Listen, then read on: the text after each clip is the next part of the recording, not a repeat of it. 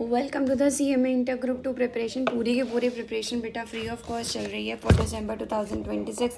So stay tuned with me. Channel को subscribe कर लो ताकि आप तक नोटिफिकेशंस प्रॉपर्ली पहुंच पाएँ और आप इनका बेनिफिट प्रॉपर्ली ले पाओ। Okay, so let's talk about the relationship between the accounting and auditing. इससे पहले के टॉपिक मैंने कवर करवा दिए थे, तो ओके, लेट्स लर्न दिस। सबसे पहले accounting and auditing difference. So this is the most important part of exam. ये आता ही आता है क्वेश्चन, ठीक है। तो it is the collection, classification and summarisation of data for preparation of the books of accounts and to make the financial statements. It means it is maintaining the accounts. Now, auditing is an analytical and critical examination of the books of accounts, financial records and the financial statement prepared thereon. So accounts is so whatever the accounts we are preparing in accounting, we have to check in auditing. Okay, so accounts check. Now, it is the recording of the transaction at the time of the occurrence. So transaction record करता है. It is the postmortem examination of the recorded transaction. तो recorded transaction को examine करता है, ठीक है. यहाँ पे एक वर्ड लिख लो, एग्जामिन.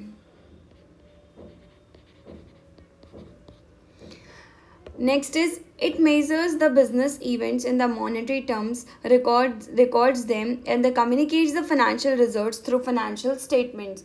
So financial statement पूरा prepare करता है.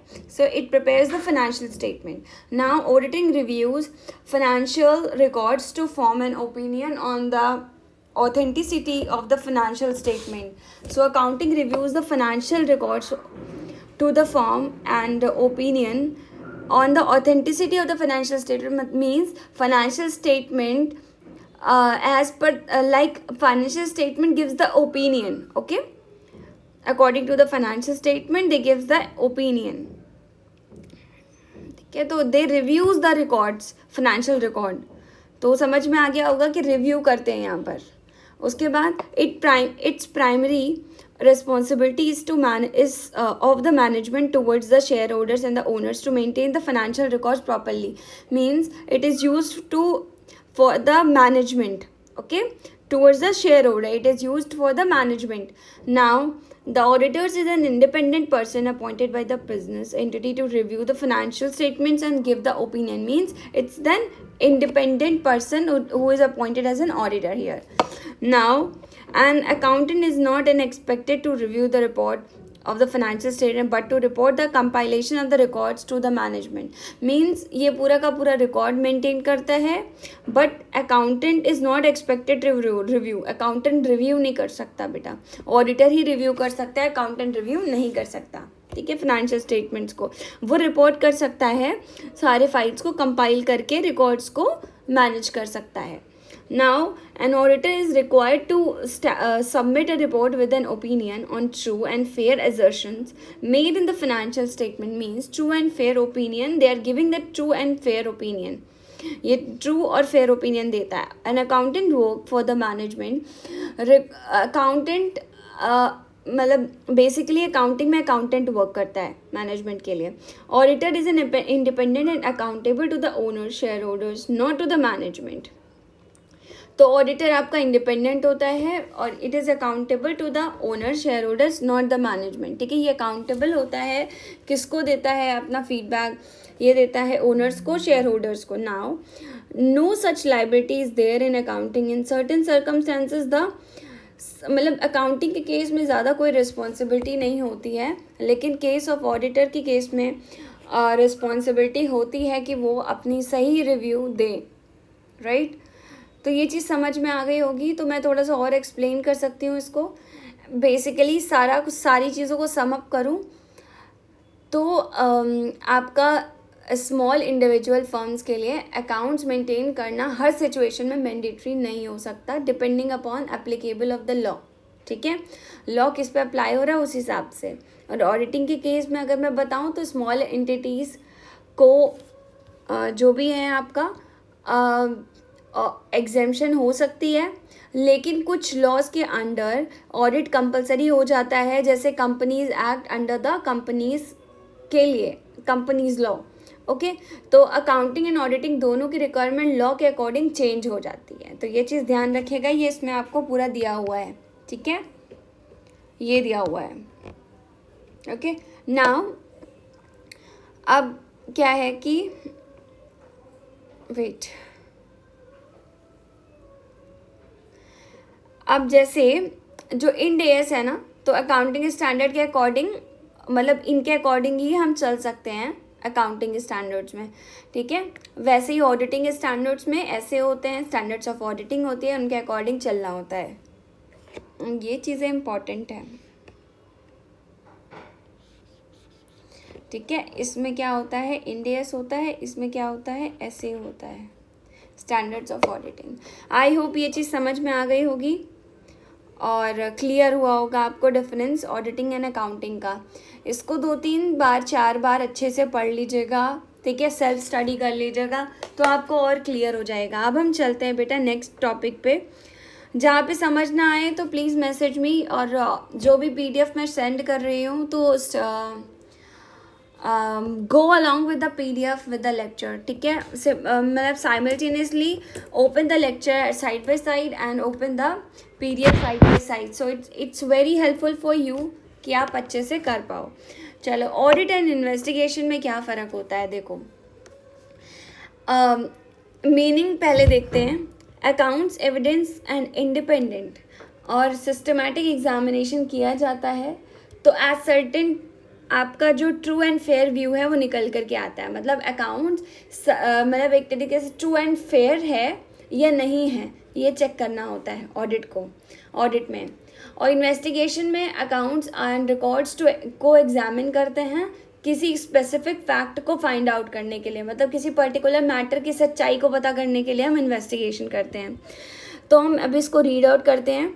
N independent and systematic examination of evidence underlying the accounting other data as per the accepted auditing practices to ascertain the true and fair views. Next is investigation and an examination of the accounts and records to ascertain any fact for the purpose, special purpose I already told you, specific fact को identify करने के लिए करता है, और वो आपका true and fair view को identify करने के लिए करता है। Let's talk about the scope of the auditing and investigation. Audit का scope generally बेटा wide बहुत ज़्यादा होता है। इन्वेस्टिगेशन का स्कोप लिमिटेड होता है बिकॉज वो स्पेसिफिक पीरियड एरिया तक ही रिस्ट्रिक्टेड होता है। तो ऑडिट आपकी ब्रॉड चेकिंग होती है, इन्वेस्टिगेशन पर्टिकुलर मैटर की चेकिंग होती है। अब हम इसको एक्सप्लेन करते हैं। वाइड स्कोप होता है determine by the relevant law, statutory audit और by the client private audit. Statutory audit होती है और प्राइवेट ऑडिट होती है।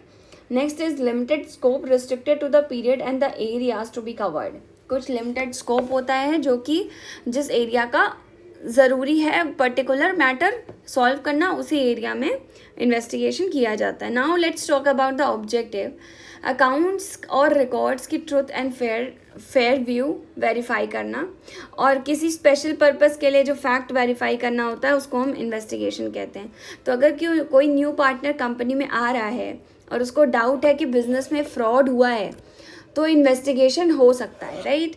तो हम अब इसको देख लेते हैं। verifies the truth and fairness of the accounts and records for special purpose investigation on behalf of incoming partner. Now audit procedure generally accepted auditing principles के according conduct होता है। extended details auditing procedure involve करती है। audit normal audit procedure आपका investigation आपका एक तरीके से मोर डिटेल्ड चेकिंग होती है। तो वही लिखा हुआ है यहाँ पे कि conducted as per the generally accepted accounting principles and it involves the extended auditing procedures. Now let's talk about the evidences. तो मेनली परसुएसिव एविडेंस इवेलुएट किया जाता है, ठीक है। और यहाँ पे आपका कंक्लूजन के लिए जैसे सब्सटैंशियल और कंक्लूसिव एविडेंस भी फोकस किया जाता है। तो इन्वेस्टिगेशन में एविडेंस की रिक्वायरमेंट ज़्यादा स्ट्रॉन्ग होती है, राइट।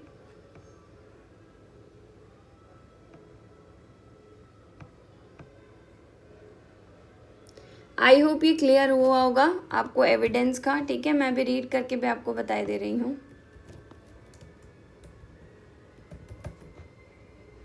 कहाँ गया ये, okay.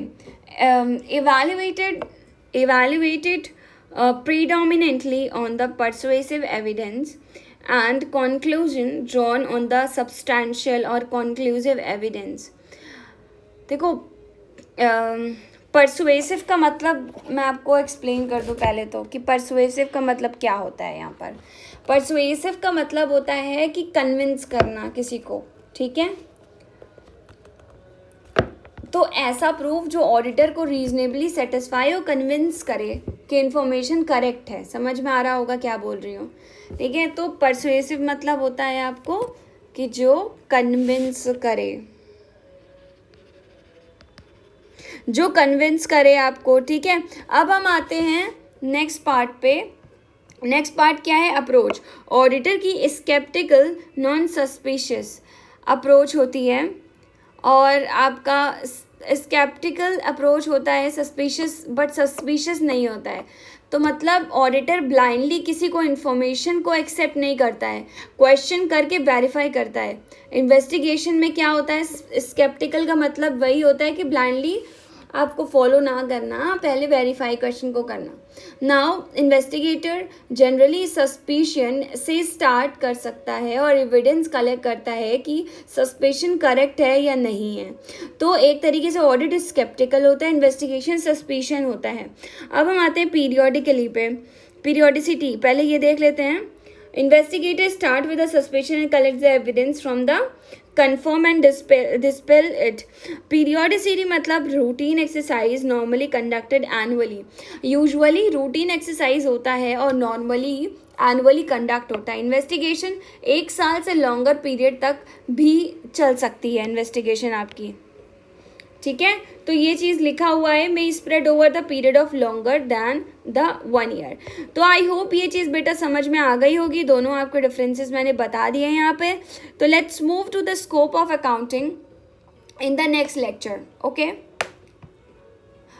Scope of auditing in the next lecture. See you in the next lecture. Stay tuned with me.